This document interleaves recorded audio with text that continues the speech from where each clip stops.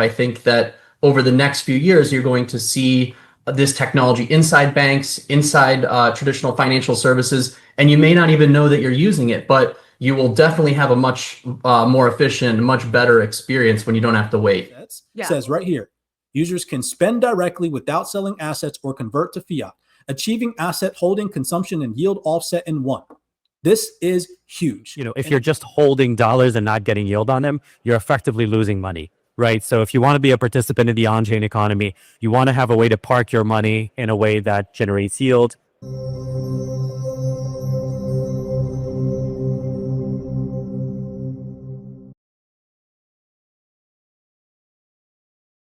Wow. Yo, he said every single thing will be tokenized. What a way to start the freaking call today. Yeah. Alrighty, everybody, what is going on? Welcome back to another CYPRX Wealth 28 Club podcast. I'm your host here with my co-host. We got Mr. Aqua joining us today. Also, Kev sitting in on the call. In today's video breakdown, as you guys heard the intro to today's call, that was Marshall Hayner from Metallicus, right? Yep. And I don't remember the other gentleman's credentials, but long story short, we're definitely going to full circle back to some things that they were discussing and talking about. One key highlight that I personally wrote down is how Marshall specifically mentioned that this new legislation that just passed is pretty much going to greenlight financial institutions to onboard into this space. And then he went on to make a bold prediction that that's going to happen within the next year. So people are honestly running out of time before we really get to that inflection point, looking back where institutions have really truly flooded into this space. And in my personal opinion, it's going to lead to some degree of pricing out retail investors that don't take advantage of prices now. That's just my personal opinion, not financial advice, right? Obviously, of course, nobody knows the future.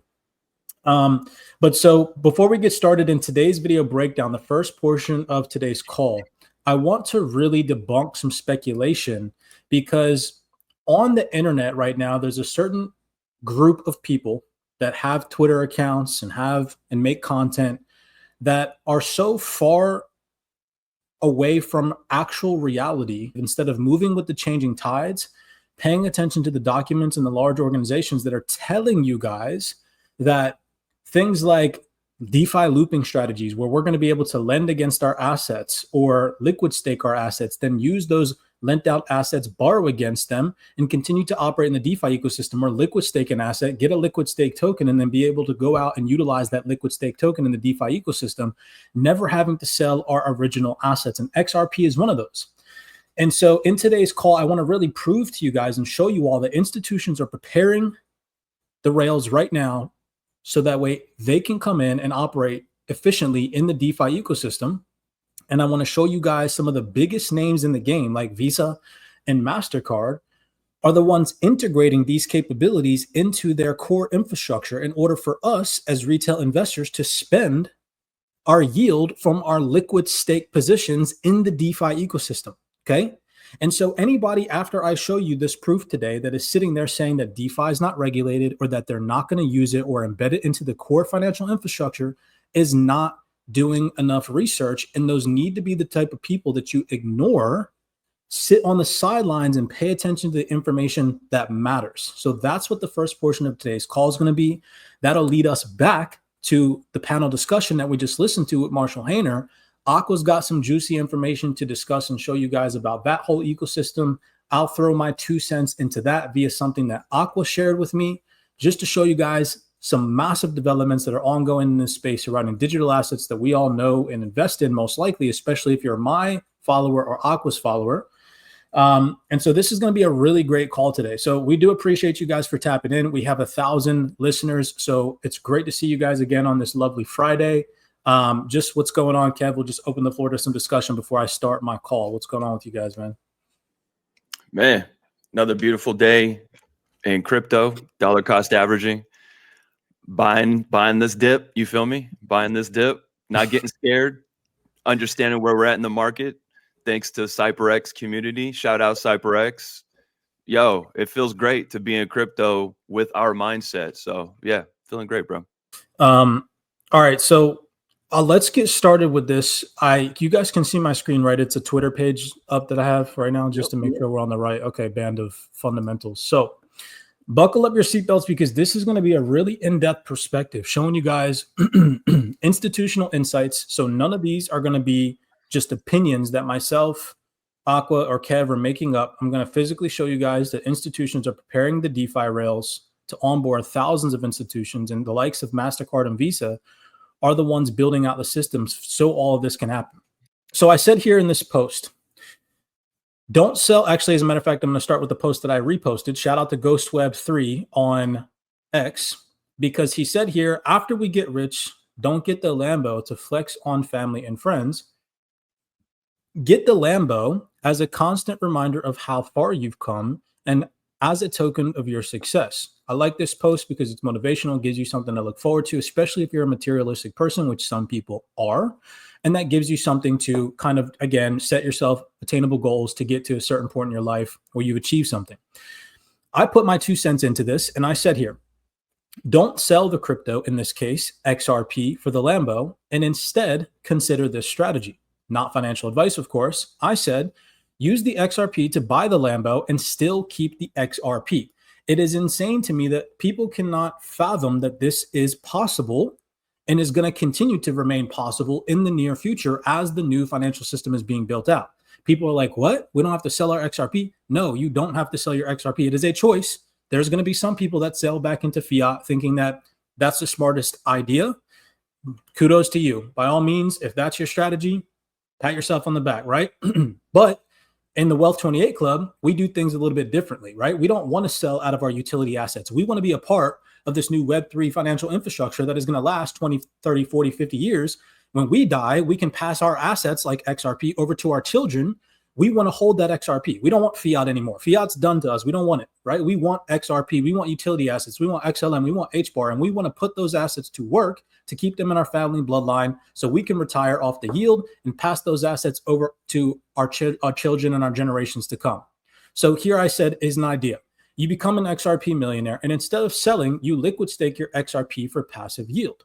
Then you lend out that liquid stake XRP for even more yield. You borrow against your liquid stake XRP in stable coins, and you buy the Lambo with the borrowed stable coins.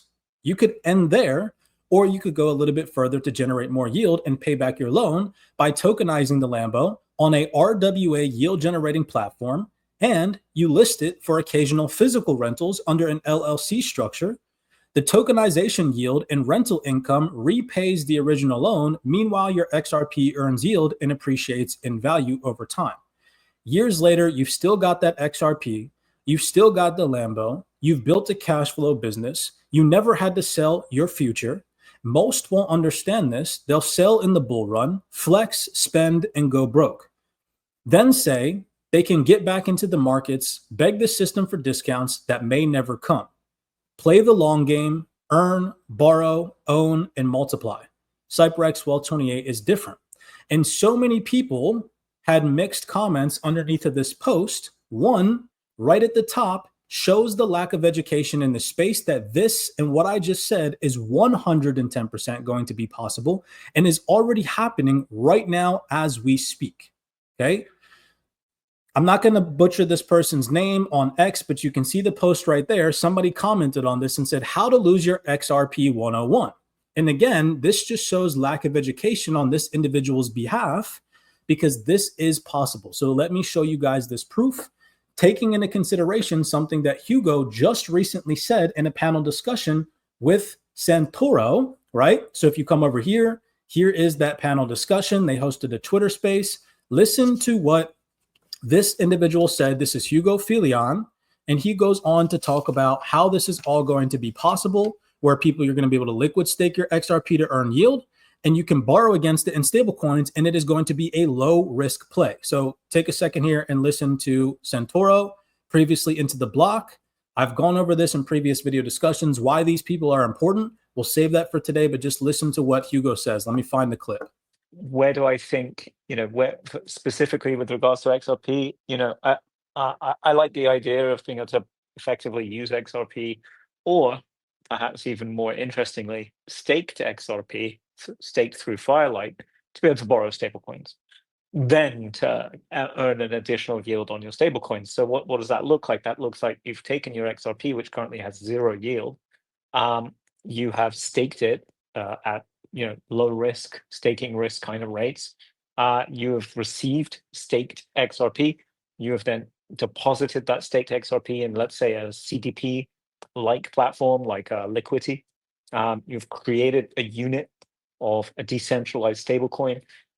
You can then put that decentralized stablecoin to work, yield farming. And yeah, sure, the yield farming may not be necessarily the longest term, most organic play, but you're getting the staked XRP yield plus the yield on the XRP converted into a stablecoin.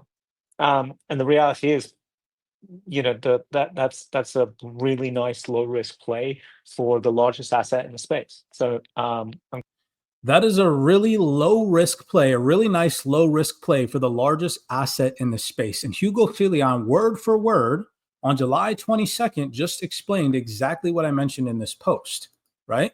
So this is huge, again, confirmation that this is going to be possible with said digital asset, in this case, XRP. It's already available for many others out there like Ethereum, Solana, so on and so forth. But this is coming for XRP. And so many XRP holders, because again, we have not had access to DeFi over the past 5 years, especially since the lawsuit, can't even fathom and comprehend what is on the horizon for XRP yield generation, right? If you've been accumulating XRP for the past 5 years since the court case, and you plan to sell it for fiat, you are not paying enough attention, in my personal opinion, to the traditional financial system and what is happening to the dollar, what is happening to fiat currencies all over the globe. All of the fiat money in the world is depreciating. Some a little bit and some faster. And if you count all the fiat money and you calculate the depreciation that they have, it's a gigantic value. And it just shows, again, that you're most likely gathering information from the wrong individuals, right? Like, it's so mind-blowing, again, that people don't understand DeFi adds a layer of utility to digital assets. And yield generation is just one of the many aspects that DeFi brings to digital assets like XRP that have never had that opportunity before, right? So let me show you guys that the infrastructure is being laid for financial institutions to do this, and how key players like Visa and MasterCard are building out rails right now, so that way we can spend the yield from our liquid stake tokens. Okay, so that way you don't think I'm crazy, and that you can see that this is being built out by real industry leading experts that actually matter in this game. So I said here in this post, always dropping links, this is a integration that Fireblocks had announced, where I said here, adding DeFi access staking models or tokenized layers without re-architecting the financial infrastructure. This is a post from Fireblocks that proves institutional DeFi is not a theory anymore. It's an operational reality. So if you come over here to this article that was posted directly from Fireblocks, look at the date, June 18th, 2025. So this is recent. And it says, building the foundation for institutional crypto trading. And if you scroll right down here, just one key little teeny highlight, it says, the Fireblocks network offers a platform designed for interoperability and connectivity. This lets trading firms add DeFi access, staking modules, or tokenization layers without re-architecting things that they already have in place. So they're literally just adding DeFi access to their backend infrastructure. It says plug in, right? They're going to be able to plug this in. And what just recently was announced by Galaxy? Well, this is now a month later, July 9th, 2025. Galaxy joins Fireblocks to expand institutional access to their robust staking solutions. So you see, a month ago, before July 9th, you had Fireblocks announce that institutions were going to be able to plug this feature in, where they're going to be able to access DeFi staking modules to, again, earn yield, right? And now we see an organization like Galaxy partnering with Fireblocks to do what? Look at this. This collaboration says right here, allows institutions to participate in secure, scalable staking while exploring advanced strategies that tap into Galaxy's integrated trading and lending solutions, transforming passive staking into capital-efficient, reward-generating strategies. So this is physical proof that right now, any institution, over 2,000 of them, because if you come up here, it mentions how many, look at this, Galaxy staking services are now natively accessible to more than 2,000 of the world's largest financial institutions. So anybody that says that institutions don't have access to this anymore is now lying. They're like, or if they're not lying, they're not educated enough to know that a week ago, because this is from July 9th, the game is now changed, right? Institutions can now participate in secure, scalable staking. That is a massive sentence right there. So nobody can say that DeFi is not regulated, that staking is not secure. It is, and these institutions now have access through major market partnerships like Fireblocks and Galaxy, okay? Now, if that is not enough to prove to you guys that the staking landscape and generating yield on your digital assets is changing, well, let me continue to blow your mind, because remember, we use the scenario where in the future, you can liquid stake your XRP, get a liquid stake token, go out, lend out that liquid stake token, borrow against it, do other things in the DeFi ecosystem to generate more yield to be able to pay back your loan and never have to sell your XRP. Let me show you guys that payment providers that you know, and most likely Home, for example, everybody on this call likely has either a Master or Visa card in their wallet right now, okay? Well, let me show you guys that Visa is the one building out the rails so that way we can spend our liquid stake yield from our liquid stake tokens. This is a research report from Gate Research titled Beyond DeFi Summer. Is PayFi on the horizon? Okay, I have my notes here. So we're going to first go down to page 11. And we're going to scroll right down here where it says native fusion of Web3 and DeFi and payments. All right, so let's read this and let's understand what is happening right now. Within Web3, PayFi innovators are experimenting with yield payment models. Users don't pay with cash directly, and instead, they authorize DeFi-generated yields to automatically cover transaction costs. This lowers users' actual out-of-pocket burden and enables new paradigms like streaming payments and yield as payment.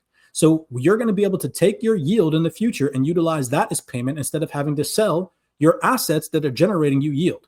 And look at this. It says Fiat 24 is an on-chain banking protocol built on Arbitrum, which is a public blockchain, and licensed under the Swiss regulation. It offers savings, transfers, fiat conversions, lending, and securities investments. Its model includes a fiat protocol layer, which is a compliant fiat interface with a DApp connecting DeFi and traditional banking. And this is regulated under Swiss regulation. So anybody that says that DeFi is not regulated, it might not be regulated in your jurisdiction, but in the Swiss jurisdiction, it is. And people can do what? Look at this. It enables on-chain protocols to trigger fiat loans, payouts, and securities investments. And it's building universal banking APIs that bridge crypto and real-world economic activity. So people are going to be able to use DeFi payouts, right? On-chain protocols, take fiat loans with their crypto yield. This is huge, right? Now, if that's not enough, check this out. EtherFi is another example. Focuses on Ethereum staking and restaking. Its cash card is integrated with the Visa network. This is massive, which implements a yield payment model where users can stake their ETH, including restaking and generating yield, where then yield is converted to USDC for card top-ups, and users can then go spend directly without selling their assets or converting to fiat, achieving asset holding, consumption, and yield offset in one. This is directly from Visa and EtherFi telling you guys that they're building out the infrastructure so we don't have to sell our assets or convert to fiat. You see that sentence right there. And people think I'm crazy for telling you all this strategy in the comments. No, this lady right here is going to get people wrecked because, again, she's not reading information from people who matter in this space. And Visa is directly building out right now an infrastructure where we don't have to sell our assets. Says right here, users can spend directly without selling assets or convert to fiat, achieving asset holding, consumption, and yield offset in one. This is huge. And again, why CYPRX is leading the charge in research, because we show proof when it matters the most, right? I'll let you and Kev speak on this, Aqua, if you have anything while I take a breath, because man, this is juicy stuff. Man, it's mad juicy. And I'll just say this, like, because your response is perfect. People thinking that they're gonna, sell into fiat and then buy back in at a later price, at a discounted price. What people don't understand is that you're painting the picture that these institutions are coming, and they're coming not to just hold crypto, but to come and take advantage of all the DeFi opportunities that are here. So what do you guys think is going to happen to these bottom line prices once trillions of dollars end up coming in? We're never going to be coming back to these prices that we're at right now, and the all-time lows from the last 24 months. It's not coming back. So this is the type of stuff that you need to tap into to retain your digital assets. So many people say, I'm gonna hang on to XRP until it's $10,000. Well, what if that takes 20 years? What are you gonna do from now till then to really hang on to that digital asset? And DeFi is the answer. And compliance and regulation is literally right around the corner. So there's gonna be no more excuses as far as like, I don't want to touch it. You know what I mean? Like, go ahead, Kev. Man, you better touch it. It's part of the game, man. You can't just come in here in crypto and not DeFi. Like, you don't want to stake. You don't want to like. You don't want to secure. You don't want to secure the network. You know, right? You don't want to secure the network. All right, so check this out. Let's continue to get this rant out the way, because I got to continue to show proof, man. Like, one example is just not enough for me. I got to continue to hit it on the head. So this is another example here where it talks about PayFi, right? And it says Visa and MasterCard move in. Visa, through its VTAP platform, supports banks in issuing stablecoins. MasterCard is working with Fiserv to integrate FIUSD into its systems, covering 150 million merchants worldwide. These traditional payment giants, with their large user basis, mature merchant networks, and compliance expertise, will significantly accelerate PayFi's penetration into mainstream markets. Now, this terminology right here, PayFi, is important considering that this document mentions Stellar, a key participant in the PayFi ecosystem that's going to play a role here. Let's continue. It says deep participation by banks and financial institutions. Fiserv, Circle, and PayPal are collaborating this year. Fiserv partnered with Solana and Circle and PayPal to launch the FIUSD initiative, which is now offering stablecoins to over 3,000 regional banks and millions of merchants.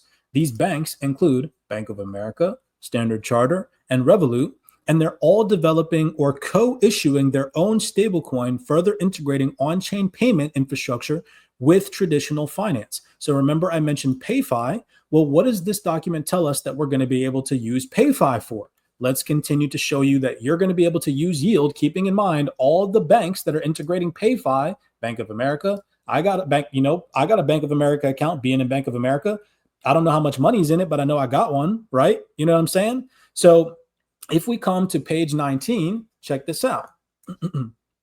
Because it says right here, down at the bottom, in the PayFi model, stablecoins held by users can earn yield even before being spent, greatly improving capital efficiency and retention, right? And I just showed you guys how many different banks, over 3,000 payment merchants, are integrating PayFi, these capabilities, these yield generation capabilities, into their core infrastructure. Nobody on the internet right now can argue that after this proof, right? If you're listening into this and you're still following people that are like, oh, DeFi is not being integrated, you got to go hit that unfollow button real quick, because they're steering you in the wrong direction. Now, let me show you guys, check this out. If you go to page 8 on this document, right? This is where it gets interesting, because I remember and I pay attention to detail. If you go down here, it says the PayFi ecosystem map, and look at the transaction layers they have here. Stellar is sitting right there next to Solana, okay? And I remember, if we go over here to this panel discussion, one of the CYPRX researchers 7 days ago shared this panel discussion from the Stellar Development Foundation themselves. Only has 240 views, backing my claims that nobody is paying attention to this new wave of yield generation with assets like XLM, like XRP, and they're going to instead stay in the outdated mindset that they're going to sell for fiat, and think that they're going to survive, listen to what a key representative from the SDF said about yield generation, keeping in mind that Stellar is sitting in on this document, right? Talking about being a transaction layer for the PayFi ecosystem. And I just showed you guys physical proof that not one, not two, but over 3,000 payment merchants, including Bank of America, Standard Charter, are all including PayFi into their core infrastructure in order for us to earn yield on stablecoins and be able to spend our yield instead of our stablecoins, right? Listen to what this guy says. Things like aid being distributed to refugees in Ukraine on Stellar. We're seeing health workers in northern Syria getting actually payroll from GIZ in Germany on Stellar, saving a lot of money for like intermediaries along the way. Now that Stellar also, we launched a smart contracts platform last year, so we're starting to see DeFi at Stellar. And I think the really interesting thing we're seeing there is this basically taking this base layer of stablecoins, which we think about kind of like the checking account of this new finance, and building more financial instruments and making things like, you know, the savings account equivalent or the investment accounts equivalent. And so people with wallets that maybe are holding these wallets because a stablecoin gives them, you know, some hedge against inflation in their local currency. Now, rather than just keeping US dollars, they can also get access to RWAs. They can get access to yield from DeFi instruments. And so we're seeing a full stack of like everyday financial instruments. Yeah, you heard that. I saw your eyebrows, Aqua. He said, now we can get access to RWAs, real world asset tokenization. Now we can get access to yield. So do I sound crazy now? This is coming from a gentleman from SDF. And what did I tell you guys in this post we're going to be able to do? We're going to be able to liquid stake our XRP, take that liquid stake token, go over, lend it out, borrow against it, buy a Lambo, tokenize that motherfucking Lambo, earn yield on that Lambo through tokenization, pay back our loan, and never sell our XRP. Y'all, are you fucking kidding me? Come on now. I'm cooking, bro. Nobody else on the internet is showing this type of fucking research, yo. Nobody. Nah, you cooking. Straight cooking. This is straight sauce right here. Yeah, this is undeniable sauce right here. The crazier part is check this out. So I remembered this video breakdown. Who's sitting on stage next to the dude from Stellar Development Foundation from 3 months ago, David Schwartz, right? And again, listen to what the dude from the SDF says about how it's going to be important in the future to be able to generate yield on your idle stablecoins. Listen to what he says here. You know, the more yield-bearing stablecoins we're going to see, the more competition there's going to be around, you know, how much yield and how is it distributed to the users. And so I think this place where we're at right now, where there are a bunch of stablecoins and functionally they're doing the exact same thing, I don't think that's going to stay for long. And, you know, people are realizing, I made this equivalent for like a checking account earlier. You know, if you're just holding dollars and not getting yield on them, you're effectively losing money, right? So if you want to be a participant in the on-chain economy, you want to have a way to park your money in a way that generates yield. Yield-bearing stablecoins are the way to do that, and there's going to be a lot of competition with that space. If you're not earning yield on your money, you're effectively losing money. And if that doesn't register to you, then again, why are you in this market, right? We're all here in this market to make money. I'm sure you guys came into crypto to make money. Well, making money in crypto is not about just buying and holding and seeing price appreciation in your portfolio. That's 2020, 2021 mindset. Now with DeFi, it's time to ramp all that up and really tap into what the institutions have been tapped into for years, now being able to access through retail metrics, like where we now can have the same access that institutions have had access to. It's all a level playing field. This is crazy stuff. Go ahead. We can finally control the narrative now. Like, we don't have to wait for anybody. It's no more waiting. You can go in, you can start a DeFi portfolio and start earning right away. You don't have to wait for Jerome Powell, rate cuts, none of that. Yeah. So to end my spiel here, because I had started, I believe, with the breakdown from Hugo Filion about being able to liquid stake XRP, lend out your token, borrow against it in stablecoins, and do what you want in the DeFi ecosystem with stablecoins. Well, here he goes on to mention that they plan to expand these opportunities to the Stellar ecosystem as well, which just goes hand in hand with everything that I just showed you guys. So here, take a second and listen. This is Hugo Filion from Flare. Go on to mention that they plan on expanding these DeFi services as well to the Stellar ecosystem. Sorry. You know, how do I see that growing? Well, you know, obviously, you know, I think there's what Ripple are doing, what the XRP ledger is doing. That's, you know, the fundamental ecosystem. Then there's what we're doing. And what we're doing is we're giving yield to XRP. You know, we're going to have standard, like, you know, Uniswap variant dexes for that, perps dexes for XRP. I think there'll be some interesting TEE products that are highly performant that come along, lending protocols, and of course Firelight. So what are we doing? We're taking XRP, and eventually we'll take other assets like Stellar, like Bitcoin, and we are essentially supercharging them by giving them, you know, more places to trade, more ways to use them, and more importantly than any of that, yield. Yeah, that was powerful. I know that you brought your head up after he said that.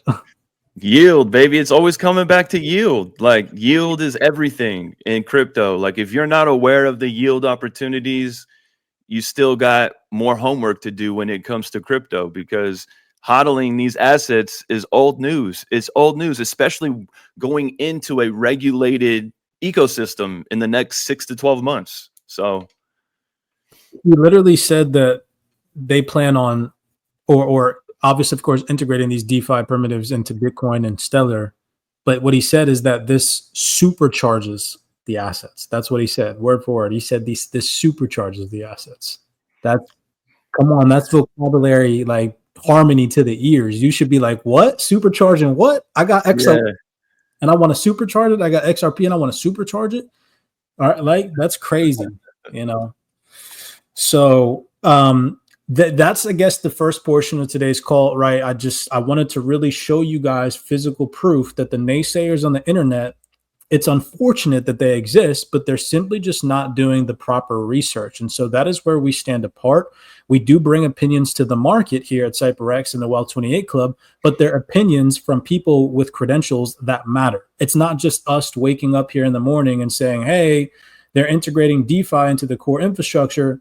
No, if we say something like that, well, we can back it with valid documented research from people that, and I say people, organizations that you most likely know and are comfortable with in traditional finance, like Visa and MasterCard as an example today. Okay. So hopefully you guys enjoyed the first portion of today's video breakdown. If you're watching this as a recording, do us a favor, smash that thumbs up button and subscribe. Come tap in with us in the CYPRX Well 28 Club. We'd love to have you on the team. 1,700 people listening into today's call. So we do appreciate the love and support and tuning in with us on this fine Friday.